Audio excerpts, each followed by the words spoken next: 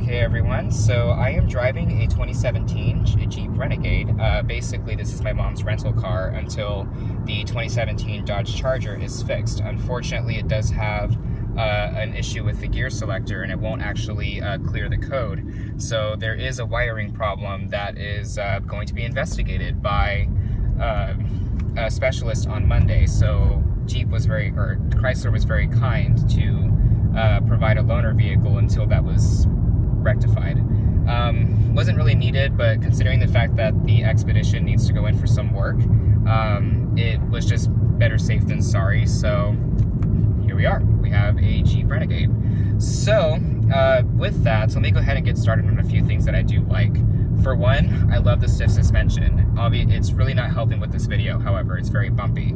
The suspension is actually rather stiff, but it feels very planted. I actually feel like this vehicle has a sense of confidence, even though it's very small and actually looks kind of timid. Overall, it's a very stable ride. It actually has zero body roll. That's what I do like as well. I can take a tight turn, and the body roll is very minimal for the height of the vehicle. Now, don't get me wrong, it is not tall by any means, but the vehicle actually feels taller than it actually is. So that's actually something that I find that's very positive with this vehicle, because Jeep could have definitely messed this one up and made it feel like a baby. So we're gonna go ahead and kind of accelerate here, and I'm gonna show you how this engine performs.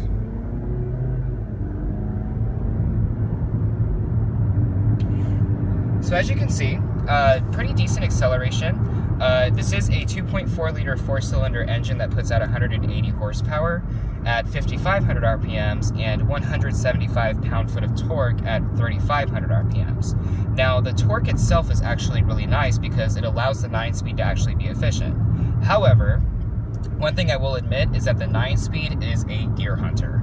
I'm not very much of a fan of ZF's 9-speed. It doesn't feel as confident as the 8-speeds, and it kind of feels like the crash test dummy.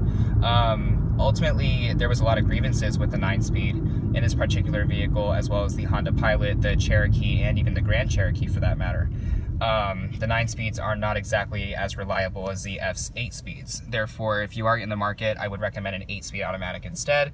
ZF seems to have mastered that, and the 9-speeds not so much. So ultimately, I'm hoping that they do get better. I mean, you know, it could just be a fluke with the transmissions. As you can see, you know, the 99 through 02 Honda Accord had 98 through 02 transmissions on the Honda Accords were just god-awful due to design flaws. So hopefully ZF did catch that, and their future vehicles will not have the same problems. Overall, I like the engine power. Like I said, I don't like the transmission. It tries to short shift really quickly, and I understand it's for gas mileage. However, it's not exactly the smoothest, I've noticed. There's actually a relative amount of shift shock in the lower gears that really actually caught me off guard for a car that's so new. I mean, this is a 2017, so, you know, even though it's only got 16K miles on it, I mean, I gotta understand it's also a Jeep. However, you know, it's not as smooth as even the 8-speeds are in the Chargers. So that's just a little gripe I have with it, but overall it's not bad whatsoever. It's not a bad driving vehicle. Like I said, it feels planted, it feels secure. The only thing I don't like is just the choppiness of the drive. However, I also have to understand that the 9-speeds were a little bit choppy. So ultimately, this vehicle, it's very basic. It's not something that, when I say this, I don't want to be derogatory, Jeep had really focused on too much. Basically, they kind of put a lot of old things in there, and everything kind of feels like it's last minute added. For example, the air vents. The air vents look like a pair of sunglasses were just added to the top of the dash.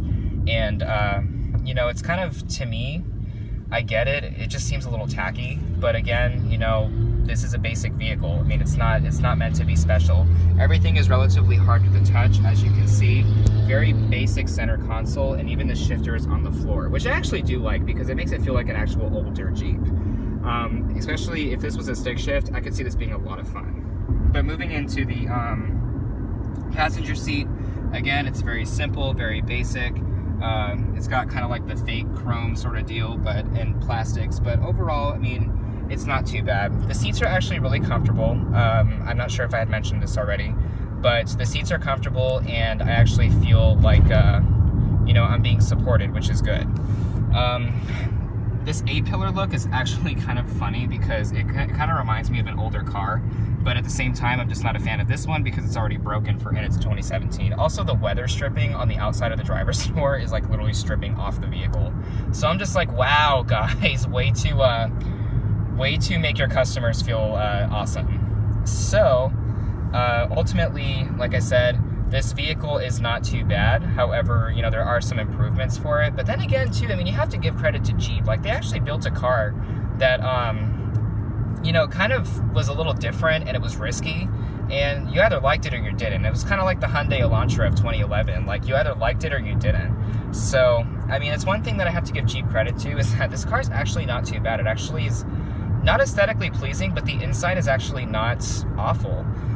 It is a little small, so if you are a family person, want to go camping, this is definitely not the car for you.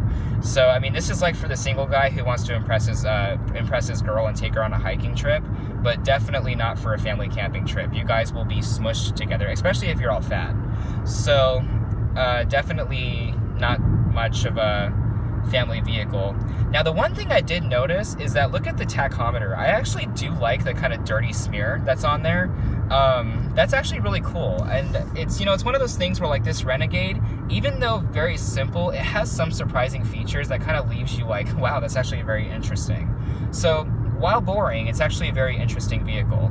Again, it feels a little bit taller than it actually is. So, I mean, that is a nice feel that it did provide. Oh shit, that was almost an accident.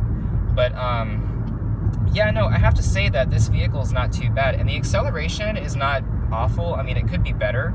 But the 9-speed actually does help with that. Because no matter what I do, all I have to do is just accelerate. And it actually takes off rather nicely. So, you know, with that 9-speed, it actually picks up speed pretty quickly. And that actually was not a slow acceleration. So I'm wondering if this is the turbo, and I may actually be wrong. I don't think it is, though. I think it actually still is the 2.4. Could be wrong though, we'll see. It was actually a pretty decent acceleration, no lie. I'm actually impressed. That 185 horsepower really makes a difference, you know? Ooh, that was actually nice. I do like the accelerations on the Chargers better though. So with that being said, I'm gonna go ahead and let you guys go. I do enjoy this vehicle, however, obviously it would not be a choice for me to buy because it's not something that I would particularly need. But hey, it's not too bad. So I have to give Jeep some credit. This actually is, while a boring vehicle and very, and kind of just, when I say this, kind of mediocre, it actually has some surprising features in it that you kind of just, you take a look at it twice and you're kind of like, huh, that's actually kind of cool. So with that, I'm going to go ahead and let you guys go because I might want to check if this is the turbo. So I'll catch you guys later. Have a good one.